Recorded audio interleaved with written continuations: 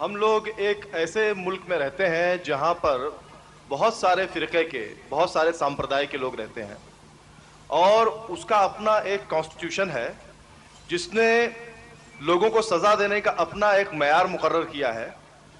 ऐसे देश में रहते हुए क्या आप किसी को किसी भी किस्म की तज़हीक कुरान कुरान की मजम्मत के लिए या उसकी गलत कहने के लिए क्या आप वो इस्लामी सजाएं तजवीज़ करेंगे जो इस्लाम में कही गई हैं?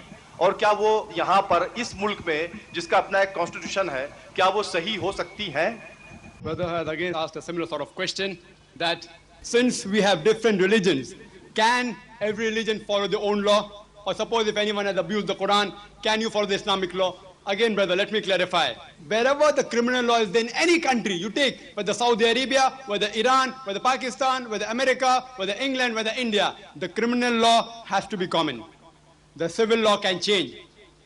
The civil law can change. The criminal law in Saudi Arabia is same whether Muslim or non-Muslim. In India, the criminal law is same whether Muslim or non-Muslim. So you cannot have a different criminal law. You can give your comments, but you can give your opinion whether that person should be given punishment of 1 year, 2 years, or death sentence, whatever it is, but you can't practice it because you have to practice a common criminal law. If Islamic State, then you have to abide by the Quran. You cannot deviate from the Quran.